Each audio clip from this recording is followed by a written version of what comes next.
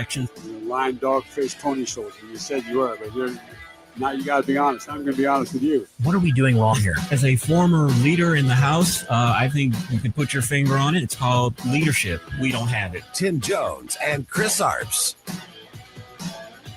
We have been wanting to discuss healthcare this whole time. The president has said he wants to discuss healthcare this whole time. But what's happened is the Democrats held everybody hostage for the last 40 plus days to just really extend a system that is not working. As the president put up over the weekend, the insurance companies have made huge fortunes while they continue to raise premiums on everybody. And at some point, we have to say, this isn't working. This is too expensive for everybody. So we've got to make changes. And the Democrats have not been interested in making any changes. On that point, we have been wanting to discuss health care this whole time. The president has said. White House Deputy Chief of Staff James Blair talking about the problems with the Unaffordable Care Act, where the conversation will likely go next in what is hopefully the waning hours of the Democrat shutdown. Welcome to I almost said Wednesday's edition of the Tim Jones and Chris Arps Show, November the 12th, 2025, 4:06 in the PM. Thanks so much for joining us at 1019 94.1 News Talk STL. Chris Arps, the shutdown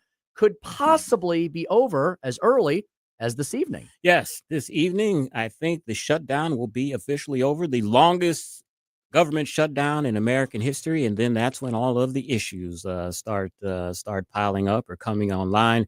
One of them, Tim, is the woman that won the special election in Arizona. Her father died of cancer.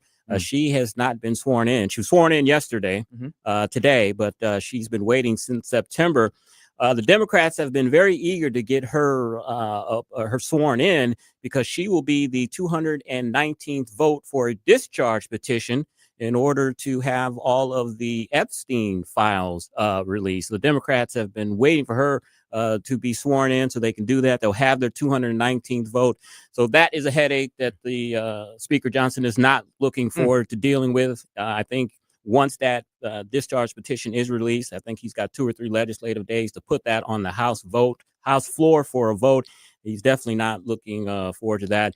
The White House is not looking forward to that at all. So this has been a reprieve for that the last couple of months with this government shutdown. But now that's one issue that's going to be brought back to the fore. Epstein, you're going to be hearing a lot about that in the next 7 to 10 days. And it's so tedious at this point. You know, I find it interesting that when Democrats had a trifecta of the government just 4 years ago, they did not release the Epstein files at that time. I don't know that there's much of anything that we're going to learn. There has been various documents released from the Epstein files. So it's improper to say that none of the Epstein files have been released. Epstein file documents have been released, but apparently they think there's something else there. Again, if there was, why didn't they release them when they controlled the government 4 years ago? Yeah, and the thing that gives Republicans heartburn over this is you have Thomas Massie and a handful of other Republicans, including Marjorie Taylor Greene, that are going to sign that discharge petition to have these Epstein files, quote unquote, released. We know that when that heads over to the Senate, it's not going anywhere. This is basically a vote to get people on record to vote for it or against it. This is really a political vote more than anything. Yeah, about something that we don't even know what the substance of it is. And again, if Democrats had something, they would have found that out when they controlled the government. Joe Biden's Department of Justice, if there was something in there about Trump, they would have released it. I'm 100,000% positive of that. I think it's the specter of maybe there's something in there when there probably is not. And Republicans want it released because they feel that it might expose Bill Clinton or Sure. other Democrats that were involved in this. So both hands are dirty in this in terms of wanting to see these Epstein files released. Democrats more want this as a political vote because, as you said, if there was anything in this, it would have came out. But they want to get people on record voting against it. Sure. And the American people, meanwhile, get nothing out of this one way or the other. It doesn't put food on the table or gas in the tank. We've got a huge lineup this afternoon, as we always do and prepare for you. Oh, before we get to that, Chris, it must be us and not them. We have our third producer in 3 days. Yes. What do we keep doing to run all the producers off? We're going to try the third guy in the lineup. Not that he's third down the rung. He is the one and only, the indomitable Ethan Valencia of famous Valencia fame. It's not us because we're not sick, so we're not making our Right. producers sick. That's a good point, right? So it it's it not can't us. be you guys Exactly. spreading it. Okay. How are you, my friend? How you doing? Man, it's good to be back, guys. I haven't been here in a couple months, have I? No, we haven't seen you in a while. No. Got the winter beard going on there. I've been ribbing you a little bit before the show. You have, but every time you mention it, it draws my attention to your beard. If that's what you're trying to I do am not here. I'm not. Yeah, because you have a great one too. Well, yeah, I wish the gray wasn't in there though. It's a good look on you, man. I appreciate that. Thank you. Ethan, we're glad to have you here today. Producer Joey, we hear, is on the mend.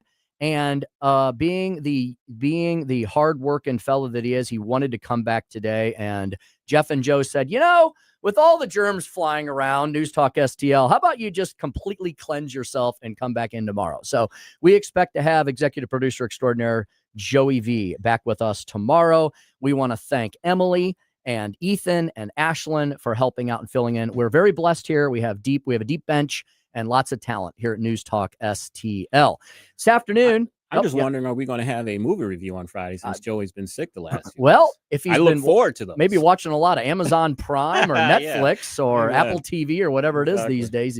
We might have some online movie reviews. I hope we do. That's a really great point, Chris. If we do have a movie review, it'll be at Friday at 5:45. There we go. Now you have to listen to the entire show on Friday just to find out. Wednesday show, haven't talked to him in a couple weeks. He's been on assignment. We're very happy to have our legal fellow because there's been a ton of legal news from the Supreme Court on down. And Zack Smith will be back with us today to help break it all down. We have these ongoing issues with ICE, with the National Guard, with lawlessness in urban America, and the Trump administration trying to enforce the law while Democrats have been trying to avoid and circumvent the law. So we'll get updates on all of that. The Supreme Court has been very busy with tariff cases and so many other things as well. So we'll get a full update and a full legal roundup at 4:25 from Zack Smith.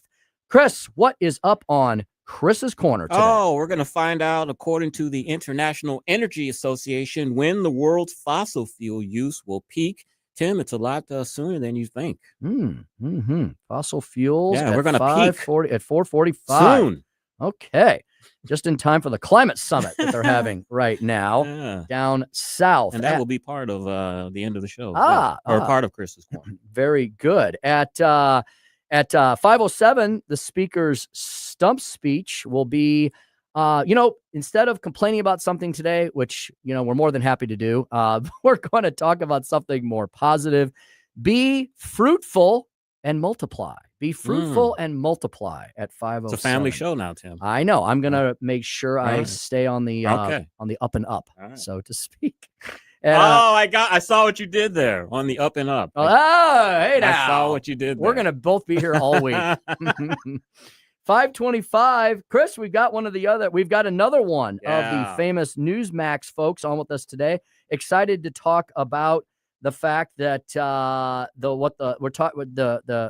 left's worst nightmare, a Latino population that is awake but not woke. We'll break that down with Chris Salcedo, host of the Chris Salcedo Show on Newsmax. Runs weekdays at 4 p.m. Central. Is he taking a special break to speak with us this afternoon? I think so. He's the first time on the show. Looking forward to speaking to him. And Hispanics, I don't know if he is Hispanic. The name sounds Hispanic.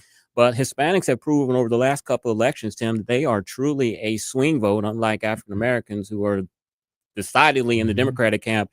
Latinos go either way each election. All depends. So you have to appeal for their vote. Yep, Chris Salcedo. He's got that vowel on the end, so he's either Italian or he's Latino, right? He is the author of a book, The Rise of the Liberty-Loving Latino. I'm sure he's probably of Hispanic origin. Then A New American Revolution, and he's the executive director of the Conservative Hispanic Society.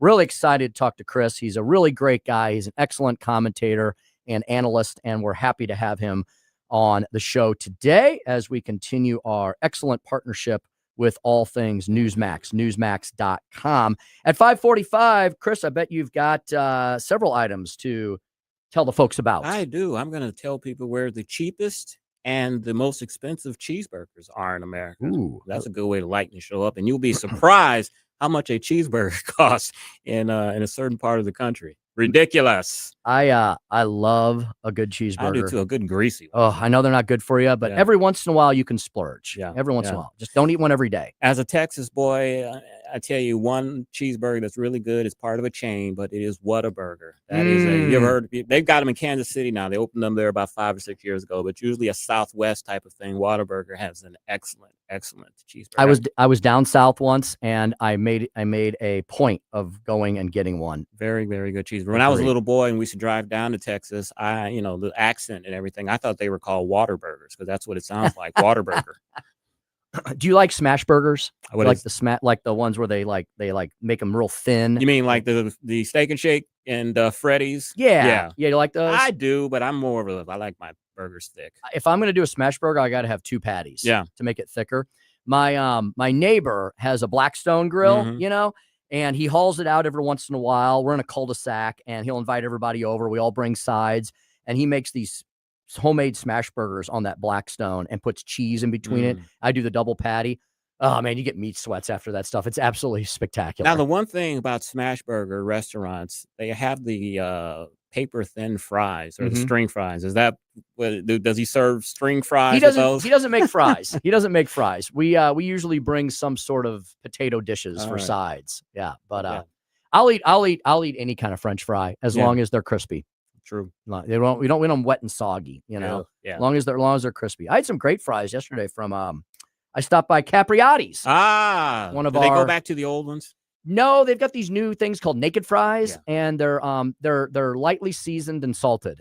So they're good. They're good. They had a nice char on them. Jonathan was in last week, and I told him, like, hey, man, when you guys going to get those old fries back? And he said it was some type of issue with the maker of them. He's like, he knows how popular they are, and they're going to work on getting those back. Oh, good. But those fries were just, so good.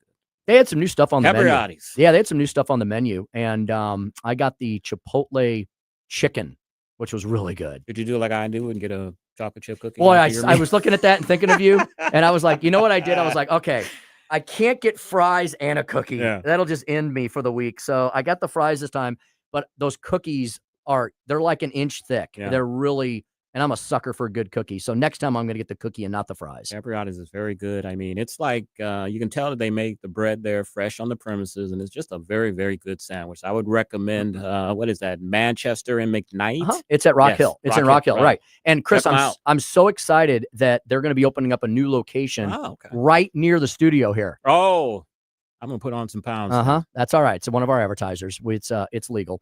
That means he can bring food in. He can Since a lot he's easier, closer. a lot Yeah, easier. And you know what? He's going to have to be at this one a lot when he opens it up because you got to be there to make sure everything's correct. And, you got to be on it. And he's a great manager and owner. So, yeah. All right. So there we go. Capriati's fan. Speaking of food, we're doing a canned food drive. That's right. We're doing a canned food drive. NewsTalkSTL.com is where you can obtain all the information about where you can drop off canned goods and non-perishable items. We have a giant, big, you can't miss these buckets. They're like full-size 40-gallon trash cans, and they're red, I think, and they've got a big sign on them. And they're at 9 locations all over the St. Louis metro, including locations in South County, down in the city on the Hill, out in St. Charles, and more. So simply go to newstalkstl.com. 9 locations. We want to thank Bartolino's, Chris's Pancakes, and Michael's Flooring for hosting all of these drop-off locations, including the one right here at the studio. So Chris dumped a bunch of stuff in there the other day. I'm going to hit the store over the weekend and bring in a bunch of canned goods next week, and our buckets are filling up. Please, as we've been saying all week, we can help those in need, and we know you all in News Talk STL Nation will help us do that as well. Exactly. And Thanksgiving is coming up, so people are going to need staples for that. Christmas, holidays, of course. So we know that the News Talk STL audience is very generous, and we know that you're going to help fill up those buckets in the 9 locations around the St. Louis metro area, including our own studio here in Westport. Thank you all very much. Finally, you may watch us every single day as well. Facebook, YouTube, Twitter, Instagram. Hit us up on any of those platforms. We'll try to monitor them as we often do throughout the show and say hello to all you all. And make sure you download our podcasts. Every single program here is podcasted. Subscribe to the Tim Jones and Chris Arps podcast wherever you get podcasts. You'll never miss a show. You can listen to it anytime at your leisure. All right, we've always got a ton of questions for Zack Smith, and we haven't talked to him in 2 weeks, so I know we'll have many more talking about the Supreme Court, the ongoing left-wing lawfare, lawlessness in urban America, and more with Zack Smith when we return on the Tim Jones and Chris Arps Show. We've got producer Ethan in with us today, and we're rocking and rolling throughout the afternoon. 101.9, 94.1 News Talk STL.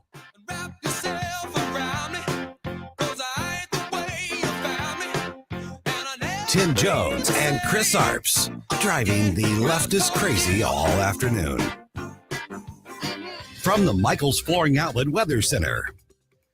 I'm First Alert 4 Chief Meteorologist Steve Templeton. A cool night, but the warming trend continues for the rest of the week. 39 is the low. That's our normal low. Mostly cloudy for Thursday. 66, though, for the high. So a nice mild day in the mid-60s. But even warmer on Friday. Some early clouds, then mostly sunny and a high of 75 degrees. What a way to end off the work week. That's the latest from the First Alert 4 Weather Center. I'm Chief Meteorologist Steve Templeton. The news and talk 85-year-old Nancy Pelosi, she's finally calling it quits. that matters to St. Louis. The people who love Mom Donnie the most are not people who pay bills every day. This is 101.9 and 94.1 News Talk STL. One-stop shop for all the special things that you need to pick up for all the special people in your life is Newstedter's Fine Jewelers. Let me tell you all about Newstedter's Fine Jewelers. Richard Newstetter and his team, they have been serving up honest jewelry solutions in the St. Louis metro since 1961. And that has caused people near and far to visit Newstetter's. People come from all over the region and even from many states, hither and yon, to visit Newstetter's Fine Jewelers, which is located at 2961 Daughtery Ferry Road, just 2 miles west of 270, 24/7 at wowdiamonds.com. Richard and the team at Newstetter's are happy to show you anything and everything they've got in stock, which includes a whole boatload of things. Yes, they of course have diamonds, spectacular ones, lab-grown and mined. Wowdiamonds.com being their website. They'll also be able to put those diamonds into all sorts of things, pendants and necklaces and wedding and engagement rings. Richard is a master engraver. That's a lost art, many say. Not here in St. Louis, not at Newstetter's. Richard has been able to, and still does, produce beautiful heirloom items that people can hand down as legacy items through the generations. I've seen many of these items. Every time I go in, Richard shows me another 4 or 5 that he's done. They're absolutely spectacular. They're unique. They're very special. Pendants, earrings, gemstones, and bracelets. Yes, they do repairs of jewelry and watches. Yes, they sell men's and women's watches. I have an awesome Belova Frank Sinatra watch. They've got something for everyone at Newstetter's.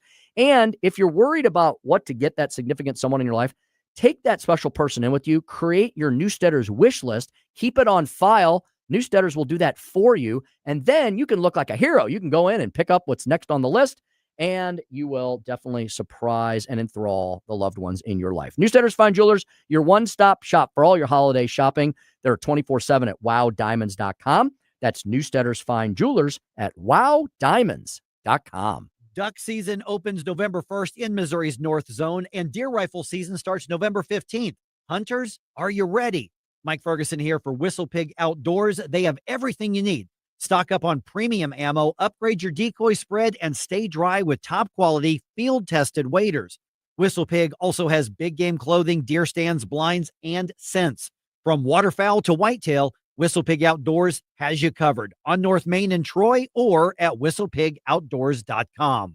Hey, Colombo here for Intervine, a great local company that has customers all across the country due to the quality of their products. Intervine has the best flashlights, lanterns, headlamps, and even batteries, including the new Monster 2000 Lumen waterproof lantern and the Sentinel 2000 self-defense flashlight. Our home and vehicles are full of great Intervine products, and right now you can shop their website and get 25% off your entire purchase just by using my name, Tony, as your promo code. That's promo code Tony at Intervine.com.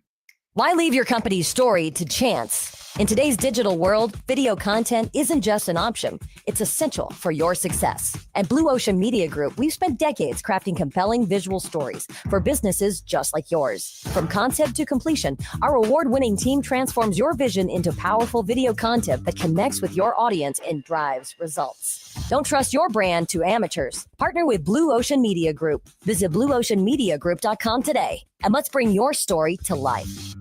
This hour of Jones and Arps is brought to you by Stifel. Contact your Stifel financial advisor at stifel.com. That's STIFEL.com.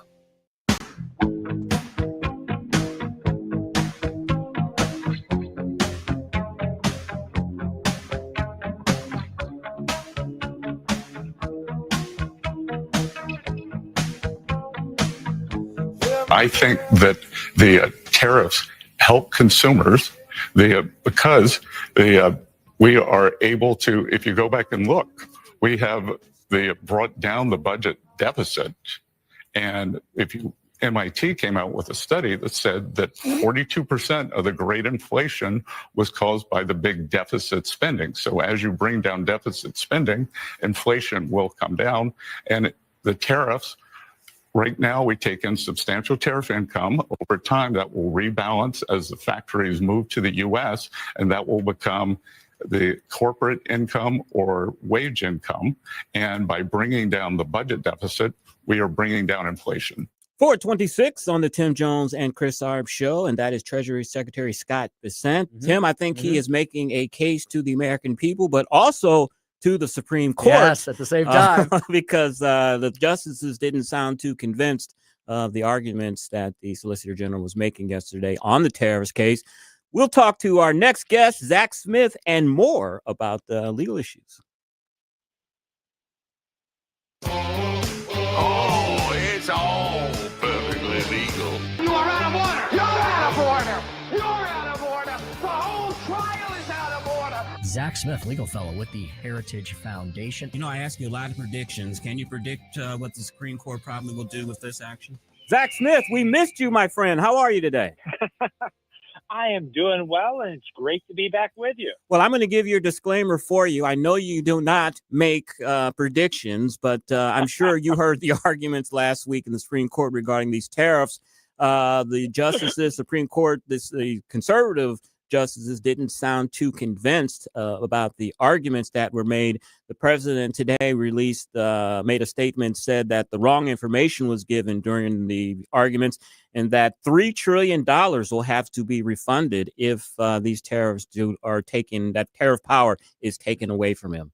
That's a lot to digest there, but give us your best thoughts on that, Zack, please. No, it is a lot to digest, Chris, and I'm glad you gave my disclaimer. I'm going to stick to it. I don't make predictions.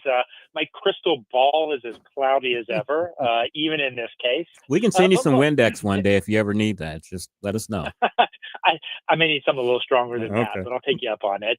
But look, this case, obviously, it's a very important case, a very consequential case, and there is very real questions about the president's power to impose these tariffs. And I think a lot of people don't realize that the president does have a lot of statutory authority that Congress has given to him to enact certain tariff-related policies. And so at issue in this case is whether or not the president has the power under a statute known as IEPA, which is essentially an emergency statute. That statute confers on the president the power to levy tariffs. We have seen other instances recently where courts have upheld the president's ability to levy tariffs under other statutes. There's another statute called Section 301 of the Trade Act of 1974, which also gives the president the ability to impose tariffs if countries or other trading partners have essentially been unfairly discriminating, unfairly treating American companies or consumers. And so the president has a lot of different levers at his disposal. This particular case simply focused on whether or not the president can use IEPA, this emergency statute, to impose the tariffs that he has. Zack, it sounds like this may be one of those cases where there's going to be some subjectivity injected if the justices are going to come to any sort of majority opinion, because I guess it depends on your definition of what an emergency is, right, Zack? And so do you think that the justices might issue a sort of Solomon-esque ruling because of what's at stake here with potentially, as Chris was pointing out, trillions of dollars of revenue at the heart of the matter, where they might kind of let bygones be bygones with what's done up to this point, but maybe narrow the president's ability to move forward with the tariff system? What do you think? Think that's a good guess at all or not? I think you're trying to get a backdoor prediction from me to see if I'll sneak in any idea how I think this will come down. It's a good try, but I'm going to stay by my standard line, no predictions. But look, I do think one of the things that stood out at the argument in the lead up to the oral argument in this case, a lot of the briefing, a lot of the chatter among the legal experts on Twitter, on legal experts on cable TV, whatever that's worth, had talked about the major questions doctrine and the non-delegation doctrine. Essentially, could Congress delegate this tariffing authority to the president under these circumstances? And did Congress, if it can, did Congress in fact delegate that authority to the president? That really wasn't too much of a focus at the oral argument. You saw the justices by and large focusing on typical questions of statutory interpretation. Did the statutory language that purports to give the president the power to regulate importation of certain goods under certain circumstances, was that broad enough to encompass the power to tariff? And certainly the president, the Solicitor General, John Sauer, has argued vigorously that it does give the president that power. Of course, those on the other side have argued that it does not. It cannot be read that broadly. And so you saw really kind of this textual analysis playing out in real time during the oral arguments. And it seemed like the justices, at least in the oral argument, didn't really engage with those broader and in some ways bigger questions of non-delegation and the major questions doctrine. Can Congress give this power to the president? And if they can, did they in fact give it to him? Speaking with Zack Smith, Senior Legal Fellow at the Heritage Foundation, heritage.org. Zack, Kim Davis, she was the former county clerk in Kentucky who refused to perform or give licenses for same-sex marriages. Supreme Court last week declined a petition from her. I think she was fined $100,000. Were you surprised at all that the court turned down her petition? No, I wasn't surprised. I think it was a long shot petition. I think that's the general consensus. It did garner a lot of headlines because one of the issues that the court was being asked to take up is whether or not the court would overturn its Obergefell decision, which of course recognized a constitutional right to same-sex marriage. Obviously, there weren't enough justices interested in taking up that issue in order for that cert petition to be granted. And, it's interesting because it only takes 4 justices in order to grant a cert petition. So it does indicate that there were not 4 justices willing to take up that issue, at least in this case. Zack, it seems that I think this is the second or third time the Supreme Court has declined to take a case under this general rubric, this general topic. Seems like they've spoken on it and they have no intention of speaking again on it anytime in the near future. Is that a good synopsis, a good guess? No guesses, no predictions, Tim. That's right. By my life. Pushing you hard here today. No, I know. Well, but in all seriousness, look, it'll be interesting to see what the justices decide to do in this. I think it does throw some cold water on some of the critics who have argued that some of the Supreme Court justices' recent decisions may, lead to a quick overturning of Obergefell. We'll have to wait and see. I suspect one of the things that many of the justices are taking into account is the consideration of something known as stare decisis. It's a Latin term. It's used in the law, and it simply means the thing decided. And it stands for the general proposition that once the court has decided an issue, it's typically very hesitant to go back and revisit that issue. And so, for instance, in the past, we've seen Chief Justice Roberts in particular say that even though he disagreed with the original ruling in certain cases, that he has voted against overturning those cases because, in his view, the stare decisis factors, things like reliance interest, things like the workability of the rule, all of those factors weigh against overturning that previous precedent. I think that may be some of the debate that's going on among the justices. I think you see different justices give different amounts of deference to those stare decisis factors. On the one end, you have Justice Clarence Thomas, who is very outspoken on the fact that he thinks the stare decisis factors should be given less weight than some of the other justices give them, that if a decision is wrongly decided, it's his duty as a justice to overturn it. And on the other end of the spectrum, you have some of the other justices who may give those factors more weight, like we've seen the Chief Justice do in the past. And so I suspect that's part of the conversation, part of the debate. If any of your listeners need some reading to fall asleep to, very boring reading that'll put them to sleep one night, I actually had a paper out several years ago called Stare Decisis 101, which walks through some of those factors, some of the considerations courts take into account, because obviously that was a major part of the discussion in the whole, in the decision that Justice Alito wrote overturning Roe v. Wade and Casey versus Planned Parenthood. Zach, as you know, next year are major midterm elections, and the Supreme Court has decided to hear a case whether federal law prohibits states from counting ballots after they arrive on Election Day. I'm under the understanding that states have the purview to decide election law, not the federal government. Where do you see this case? Well, look, this is a very important case. I think a lot of people are watching it very closely. Keep in mind, the court heard arguments in a similar case out of Illinois earlier this year, where the court was essentially asked to decide the standing question, whether or not the people bringing the case had the legal ability to do it without really answering that substantive question. In this case in Mississippi, the court is being asked to directly answer that substantive question. Essentially, the argument, Chris, you're right. In general, states do have the ability to set election law rules and procedures. But the Constitution provides that in certain instances, Congress can step in and set nationwide rules and procedures in certain areas. And typically, Congress has been very circumspect to do that. But one of the areas where Congress has stepped in is they have set uniform dates for elections. And so the question is, by accepting ballots past Election Day, with some states allowing very short windows to do so, with other states allowing very long windows to do so, does that violate that rule, that law that says we have an election day? Can states unilaterally extend that beyond that Election Day date? And so, again, this is going to be a very consequential case that I think many people are watching very closely.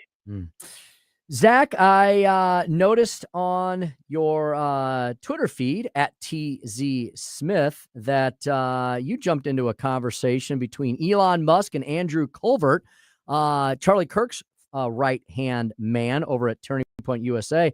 They were discussing about the fact that you cannot trust crime statistics in America, especially in urban America. And Andrew Colbert was arguing that crime stats have been corrupted to serve a racist agenda, which Elon Musk agreed to. And then you threw in an article that you wrote back in August about this very same subject relating to crime stats in D.C. Zach, while these urban leaders are fighting the Trump administration from bringing law and order back to their regions, they're also apparently cooking the books, huh?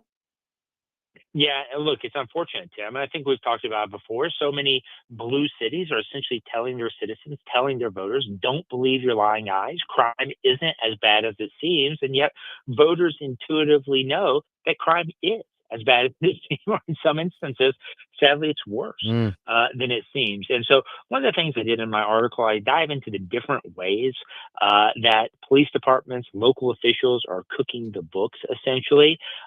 Everything from they downgrade certain violent offenses, felony offenses, to low-level misdemeanor offenses. In Washington, D.C., police unions were even reporting that supervisors are showing up to the scenes of violent crimes, ordering the responding officers to downgrade the offense, take a report for a much less serious offense. And so, for example, you may, instead of seeing a report, a crime statistic showing an armed carjacking, you may see a report for vehicle theft. Which makes it sound like there was an unoccupied vehicle that was stolen, or, and the list goes on and on and on. And so that is unfortunately some of the ways that cities have been essentially cooking their crime books. And finally, Zach, former Vice President Dick Cheney passed last week. And one thing that has been attributed to him is the unitary executive theory. A lot of people are saying that Donald Trump has used that brilliantly during his presidency. Can you give us a unitary executive theory 101 primer? Well, I would say go read the Constitution. The Constitution lays out the unitary executive. If you look at Article 2 of the Constitution, it vested the executive power, the entire executive power of the United States in the president and the president alone. And unfortunately, I think what you've seen really over the past 100 years or so, beginning in the progressive era in the early 20th century, really accelerating during the New Deal era in the 1930s, and then on into the 40s and 50s as well, you saw Congress trying to carve out and have so-called independent agencies like the Federal Trade Commission, the Securities and Exchange Commission, the CFTC, you name it, where you have these supposed actors who are exercising executive authority, and yet Congress has purported to say that the president cannot remove these individuals from office, even if he disagrees with the policies they are pursuing. And so this is very problematic. The unitary executive theory is essentially the idea that the president and the president alone controls the executive branch of government, exercises all executive authority on behalf of the United States. And I think it's that very discussion, that very debate that you're going to see play out starting in December and then again in January, when the Supreme Court hears two cases, one involving the president's ability to fire a federal trade commissioner that he disagrees with, and then, of course, the other one in January dealing with whether or not President Trump can fire Lisa Cook, who serves on the Federal Reserve Board of And Governors. Zach, before we let you go, what was the name of that article again that you wanted us to read? The article that I posted, you Yes. can find it on my X feed. It's at TZ Smith, and it's called "The Truth About the DC Crime Rate," and I published it at the Daily Signal. And that's Zach Smith, Senior Legal Fellow at the Heritage Foundation at X, as you just heard, TZ Smith, and heritage.org. Zach, thank you so much, and hopefully we can speak with you again next week. Don't take time off, my friend. We miss you.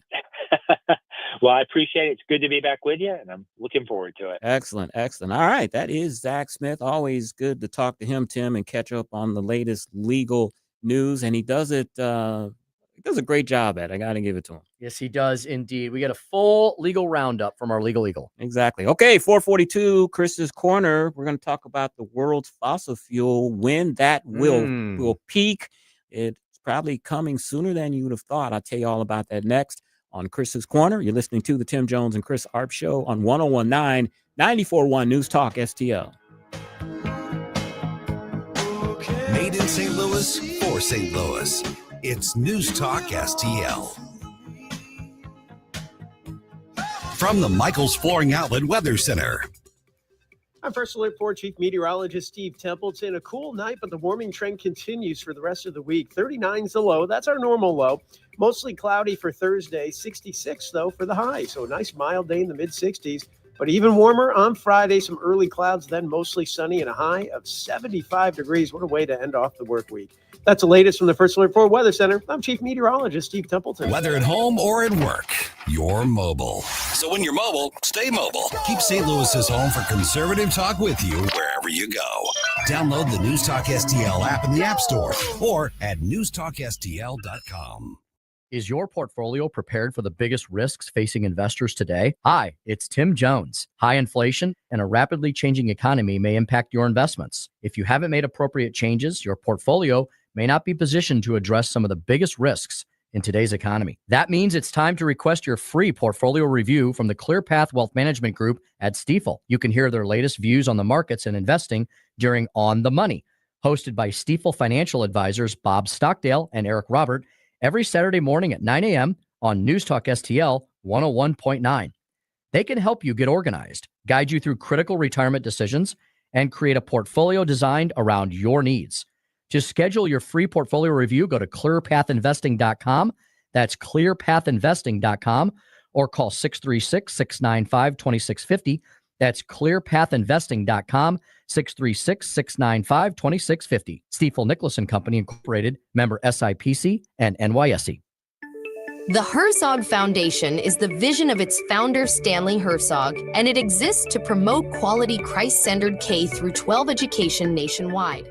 Hi, this is Chris Stigall with the Herzog Foundation. We offer a wide variety of resources relevant to today's families, including a free online publication called The Lion. The lion is one of God's most majestic creatures, symbolizing strength and courage. Named for its attributes, the Lion publication carries articles covering a wide range of topics facing American families and culture, especially related to the education of children. The Lion can be found online at readlion.com. That's READ lion.com. Sign up for The Lion at readlion.com and find dozens of must-read articles published every day. Visit readlion.com and subscribe for the weekly and daily digests so you never miss an article. Readlion.com. That's readlion.com. On the next Larry Connors USA. Today's story behind the story, my journey from cowboy to bull rider. Larry Connors USA. Now weeknights 6 until 8 on News Talk STL. This hour of Jones and Arps is brought to you by Stifel. Contact your Stifel financial advisor at stifel.com. That's STIFEL.com.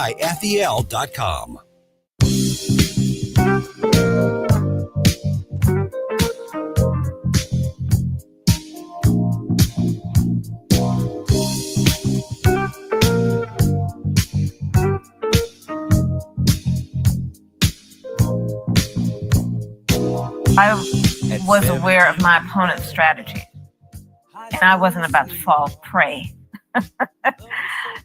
or fall into those traps. And part of his strategy and those around him was to try and take me off our game and message. And I wasn't about to be distracted by those flames that he was trying to throw to get me away from my highest priority, which was talking to people about the economy and their well-being in terms of their financial well-being. And I understood the game that was being played, and I made a decision that I wasn't going to get played. And chess, not checkers. Got it. chess, not checkers. Yeah, three-dimensional chess. I'm telling you, you know. 447 on the Tim Jones and Chris Arps show. And Tim, that clip right there proves why Kamala Harris will not be demanding $40,000, $50,000, $100,000 for speeches in her post political career. I think that sums it up. So I'm going to say something really offensive so you can send me your hate mail. Sounds like a bunch of gals sitting around chugging Chardonnay on a Friday night. Oh, or either hitting a bong. Or one or the other. Or gummies. Yeah, four-dimensional chess.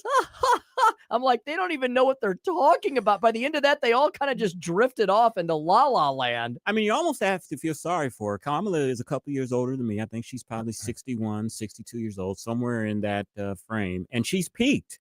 I mean, she was vice president of the United States. She ran a campaign where she was the first Democrat in a generation to lose the popular vote. She lost every single swing state to the hated Donald Trump, the Democratic ranks. She had a book tour that bombed. No one was reading the book. All of the copies are probably in her basement somewhere. No one's buying the book. And as I said, she's not going to command $100,000, $200,000 speeches, as we saw from there. What does she do now? I know. You're like sits on these goofy podcasts talking about how she wasn't played by Donald Trump. Chris, what does that even mean? Yeah. Because I'm sorry, he rhetorically, politically whooped her ass all up and down the United States of America. What does she mean she didn't get played? But yes, you did, lady. You lost badly. Yes. So Kamala Harris there doing podcasts with the girls, taking gummies, drinking Chardonnay, saying that she didn't get played. And she still has not lost that laugh. Thank God. Either. And, as we talked about last week, she is leading the polls when it comes to Democrats right now for potential 2028 people. As you and I both said, I'm positive that it is name recognition more than the Democratic constituency clamoring for another Kamala Harris run. And you know what that's doing? That's probably convincing her that she's still popular and that people want her to run for president. It is in her head. Yeah. I think what she should angle for, if we ever do get another Democratic president, and I think this will fit her perfectly, she should become the ambassador to Jamaica. Perfect. Yes, and she can get all the reefer that she wants delivered to the embassy and delivered to the ambassador's residence, And I think she'd be right at home. Sit around, tell stories all night long. Exactly. Mhm. Drinking Chardonnay, quote unquote. All right, Ethan, let's do a little Chris's Corner. Chris.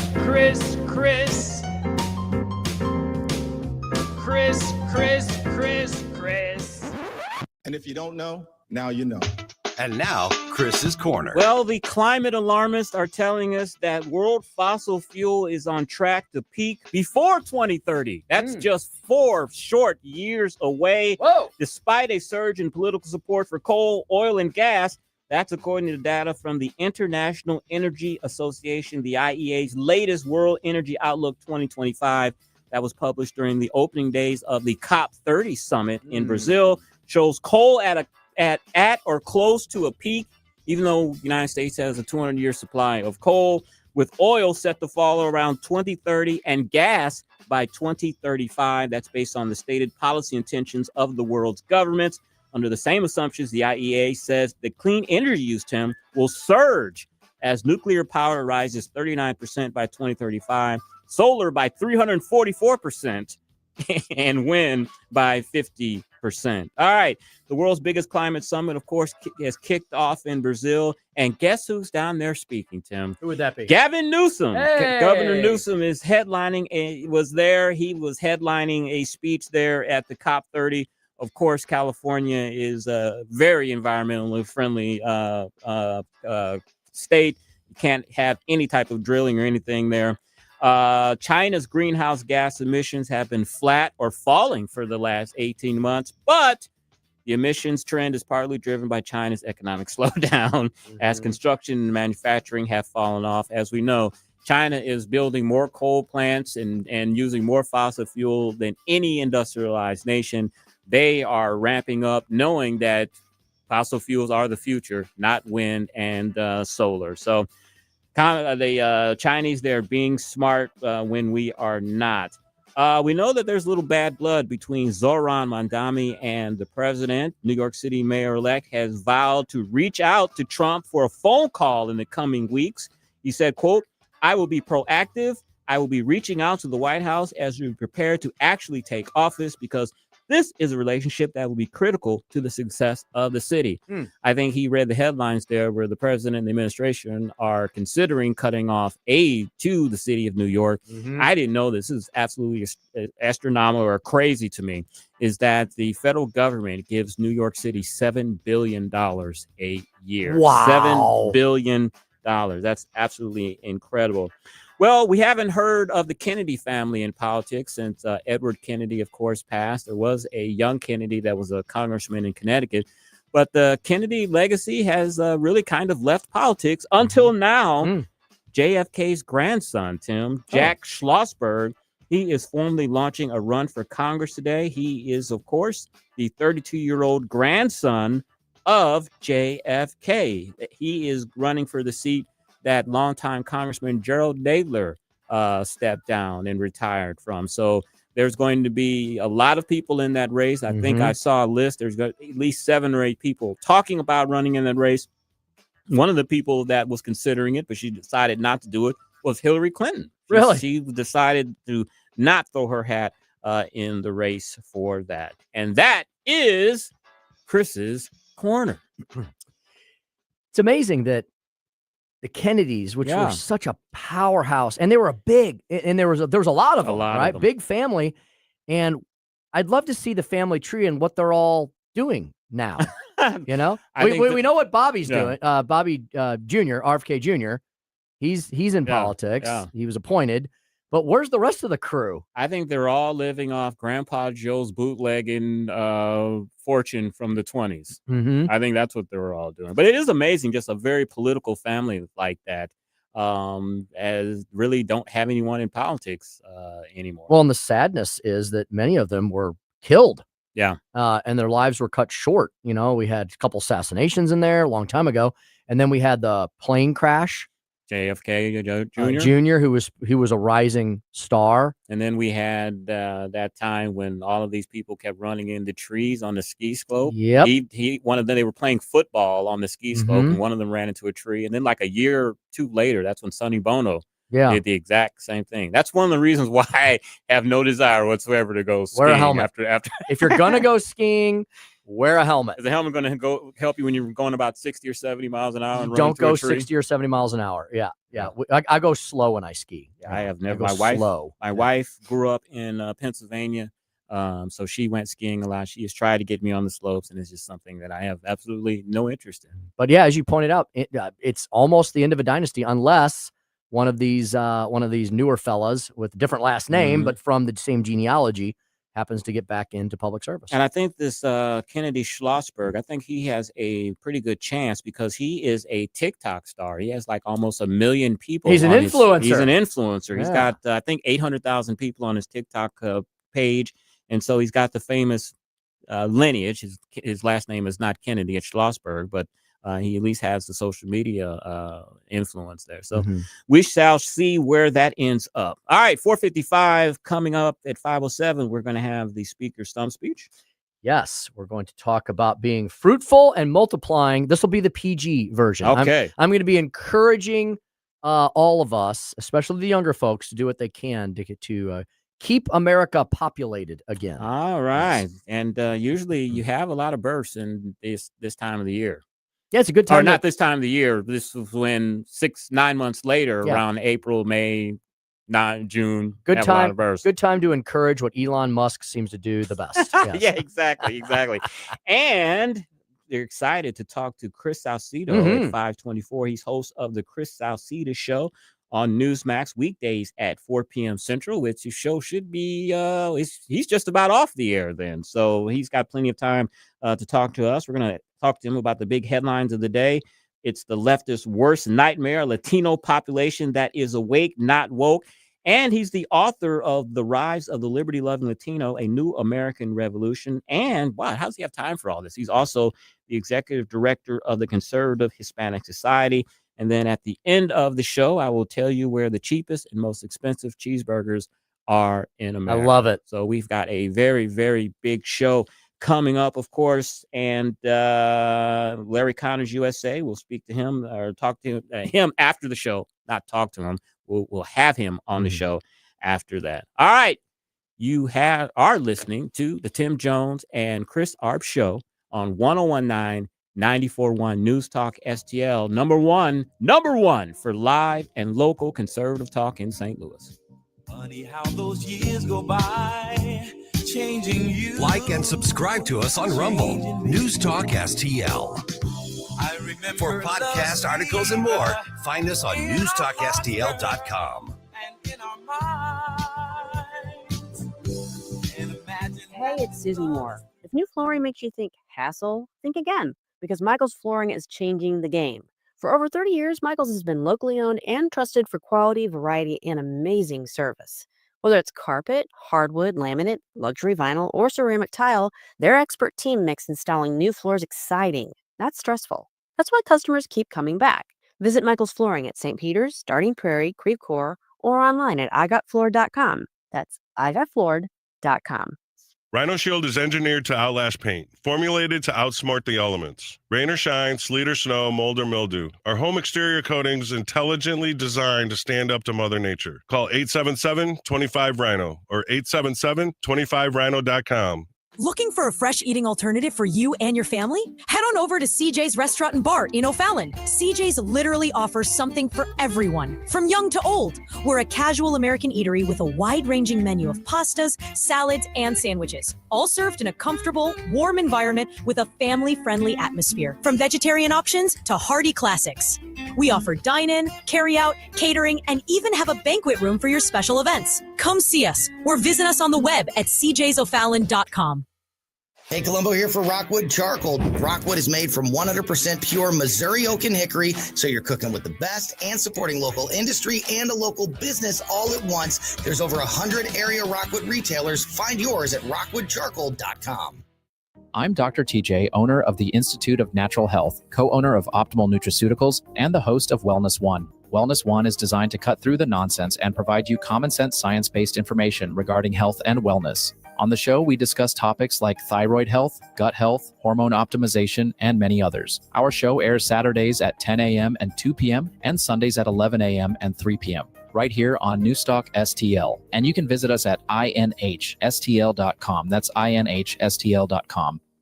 KLGY HD3 Clay, K270BW Bellefonte, KNBS Bowling Green. This is News Talk STL at 1019, 94.1, and always streaming at newstalkstl.com. Hour from Town Hall. I'm Keith Peters in Washington. A vote is scheduled in the House of Representatives for this evening to end the government shutdown.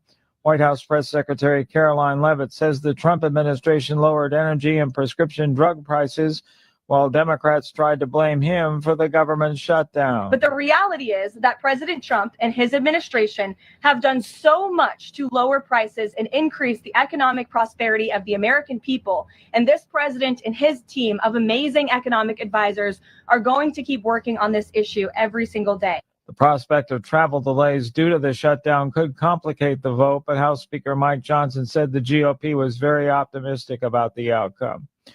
Americans who rely on SNAP food benefits can hardly wait for the U.S. government shutdown to end. Maxfield Kanigher founded Canby's Markets in Kansas City. He says his nonprofit distributes free food to 50 food pantries and soup kitchens around this Kansas City area. And the freeze on SNAP funding has sent more people to those locations for necessities. People were just kind of on the edge and aren't able to buy food anymore. More and more people are going to these pantries, and that emergency food system has been strained in ways that I personally have not seen before. So most of the organizations that we work with have asked for at least double the food that they get. Many of them are asking for triple and more. President Trump has urged Israel to pardon Prime Minister Benjamin Netanyahu in a corruption case. Trump called the case a political, unjustified prosecution in a letter to Israeli President Herzog on Wednesday.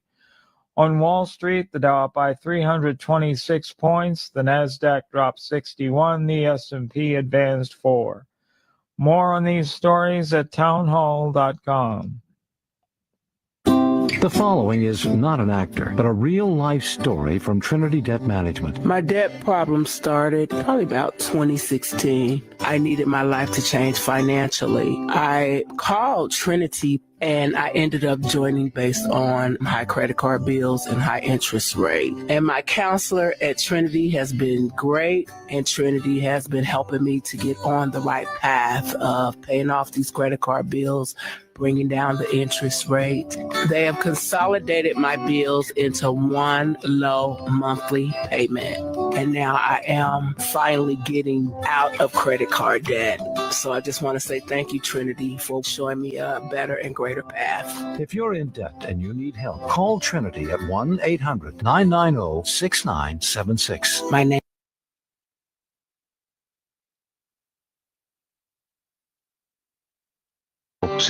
From the Michaels Flooring Outlet Weather Center. I'm First Alert 4 Chief Meteorologist Steve Templeton. A cool night, but the warming trend continues for the rest of the week. 39 is the low. That's our normal low. Mostly cloudy for Thursday. 66, though, for the high. So a nice mild day in the mid-60s.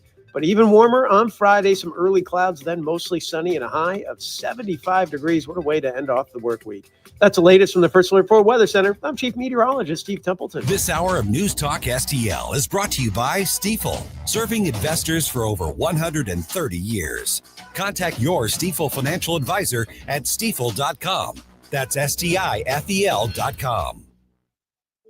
News Talk STL is proud to have Doug Voss of Safe Bunny Radio as part of our lineup each week. Doug has been a staple on the St. Louis radio airways for many years as one of the leading financial experts in the area. You can now hear Doug and Safe Bunny Radio every weekend on News Talk STL. But in case you miss anything, you can check it all out at DougVossSafeBunnyRadio.com. What else do our listeners need to know, Doug? Simply put, I focus on helping pre-retirees and retirees build, preserve, and protect retirement assets, and I've been helping my clients solve their insurance and financial needs for the past 33 years. I also strive to educate my clients on how to prepare for retirement, minimize the impact of market volatility on their assets, and deal with the challenges of increased longevity. Call me today at 844-676-SAFE. That's 844-676-7233. Doug Voss is a registered representative. Securities offered through DHL Securities, LLLP. Member FINRA and SIPC. If you find yourself feeling out of place in the world, it's comforting to know conservative values haven't been abandoned everywhere. The far left wants to destroy conservative values in America. This is News Talk STL. Welcome home. Tim Jones and Chris Arps in the afternoon. The 9 most terrifying words in the English language are, I'm from the government and I'm here to help. The more you remove voting from Election Day, the more opportunity you're offering for people to commit fraud. Are you not entertained? Are you not entertained? I think the Democrats are so short-sighted in this tactic they have now to just cheat at any cost to win elections. You're a lying dog-faced pony soldier. You said you were, but now you got to be honest. I'm going to be honest with you. What are we doing wrong here? As a former leader in the House, I think you can put your finger on it. It's called leadership. We don't have it. Tim Jones and Chris Arps. Thanks to President Trump, a new factory has moved in. So as we bring these trillions of dollars of investment into the U.S., they're all starting to break ground now. And look, I would have loved to be able to snap my fingers, have these facilities going. It takes time. We got the tax bill passed on July 4th, which gives huge incentives to come to the U.S., build your factory, expense it immediately, and create American jobs. And I think 2026 is going to be a blockbuster year. All right. Build your factory and build your family. Yeah, we're going to talk about that in the Speaker's stump speech today. Be fruitful and multiply. Treasury Secretary Scott Bessent with a long many topics discussed interview on, I think he was on MSNBC maybe. And I got to give credit to both the network and the administration.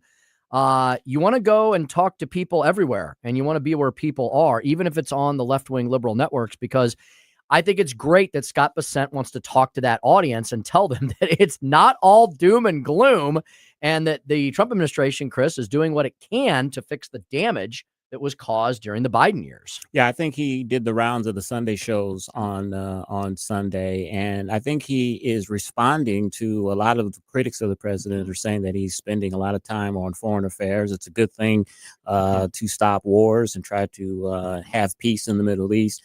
But critics on the left and the right are saying that Americans are not as prosperous as they would like right now. And he was elected to straighten out the Biden economy. And I think they want to see him spend more time on domestic issues than foreign issues, international issues, excuse me. And so I think that's why they had Scott Bessent out all weekend on the Sunday shows. And as we've been saying all week, affordability is going to be the 2026 buzzwords in the campaign. And the Democrats are masters at blaming other people for the crises that are affecting Americans, right? Like the reason we have an affordability crisis is not because that Donald Trump has been in office again for 9 months, because of what Biden did for 4 years. The reason we have a healthcare crisis with the failure of Obamacare, that was the name is the name of the bill is Obamacare. It was a Democrat bill. Not a single Republican voted for it. The reason healthcare is a problem is because Obamacare was a failure. And now it's almost as if Democrats want to say, yeah, you got to fix the failure that we created known as Obamacare. This is your guys' fault now. No, wait a minute. Yeah, we'll try to do something on healthcare, but let's remind everyone the reason we're here is because you all got the government into something it didn't belong into, and that's our healthcare system. Yeah, and of course they have the allies in the media that are not going to tell the complete story, and the Democrats will counter that. They'll say, well, we tried to do something. Obamacare may not have been the panacea that we thought it was going to be, but we tried to do something. That's what that'll be their counter. The problem is they made it worse. Yeah.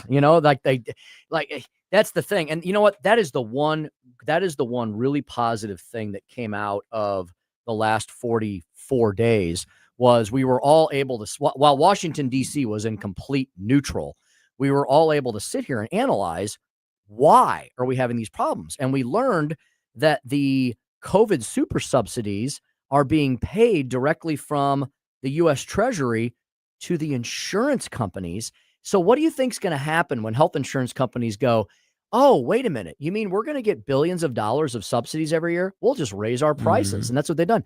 Health insurance since the Obamacare super subsidies has gone up over 67%. It's astronomical. If you want something to work worse and cost more, get the government involved in. And one of the proposals that's been leaked out by the White House, I don't think this is not a sound proposal. This is not a proposal that they are putting all their stock in, but they're just putting it out there as a trial balloon, is that instead of all of that pot of money going to the insurance companies for these Obama super subsidies, why not give that money to the people themselves and put them in health savings accounts so they can buy the insurance themselves? That's one of the reforms that they're talking about with these super subsidies, besides having the means tested, of course, and finding a way in the budget to pay for them. Those are the three kind of proposals that are coming out. But as I said the other day, Tim, it's not that I support this. I try to look at this as a pragmatist and knowing what the politics of these subsidies are going to pass, not in the current form that they are now, but they're going to be reformed. They're going to continue. I'm just trying to figure out how they're going to get to 60 votes in the Senate. So you've got 43 Democrats. Who are the 7? And I seriously looked at this the other day, and I thought, okay, you need 7, assuming all the Democrats, including John Fetterman, vote. You got 43. Then you need, I'm sorry. No, you need 17. You need 17. What 17 Republicans are going to vote for this? Okay, Tillis, Murkowski, Susan Collins, maybe Mitch McConnell. Yeah. That's 4. What are the remaining? I couldn't find. You're talking about in the House or in the Senate? In 17. In the Senate, you need 60 votes. Right. So you need 17. The Democrats have 45. They have 43. Okay. They have 40. They have 40. I'm sorry. My math is wrong. They have 47. 53 Republicans. Okay. So you need 13 Republicans. So you got Tillis, Murkowski, Collins, and I'll even throw in McConnell because I looked at the list. I can't find 9 more Republicans because they're all in red states and they all want the Obamacare super subsidies to expire. So I'm trying to figure out how do you get to 60 in the Senate? I think how you get to 60 on the Senate is President Trump does not want this as a political issue next year, and he's going to lean on some senators to give up some of their principles. But he doesn't want the super subsidies either. He's bashed them on all of his social media feeds. He wants them reformed. He said during the debate that let's talk about these super subsidies, but you have to open the government up first. And one of the things that they're proposing is taking that money in the super subsidies and giving it directly to the American citizens instead of to the insurance companies. Well, let them use that money to buy it's no longer a Obamacare super subsidy. Then it's something different. And I agree. I do agree with that. Republicans need to have a healthcare plan, have healthcare message, because in 2018 they did not. Right. And they got pounded. They held the Senate, but they got pounded on the House side. They lost like a dozen seats. So they have to have something. I don't think in the current form that they are, they're going to get to 60 votes. Oh, now, no, not in this current form. They're not going to. And they're going to have to call it something differently too, because no red state Republican is going to vote for something that has Obamacare on it because they'll refuse. Refuse. Well, what they're going to say is that they're going to means test them. You can't have people making $200,000 a year on these getting these subsidies, and that the people that are getting these Obama subsidies are going to be truly people that are in need. Well, they better get on it, because Thune, if they're going to do anything on this, they better get on it, because Thune has said he agreed to give them a vote, but he said that vote's not going to occur till mid-December. Right. And these subsidies expire December 31st. And Johnson has been railing against the subsidies as well. And there's also going to be a very complicated path to get to the floor of the House, because you've got too many members over there who don't want them either. The Democrats may have to do a discharge petition. That's what I was just about to say. That's what they are talking about right now, is doing a discharge petition, because Mike Johnson has said that he is not guaranteeing a vote on this. But he is saying that the Democrats are working on a discharge petition to get this to the floor of the House.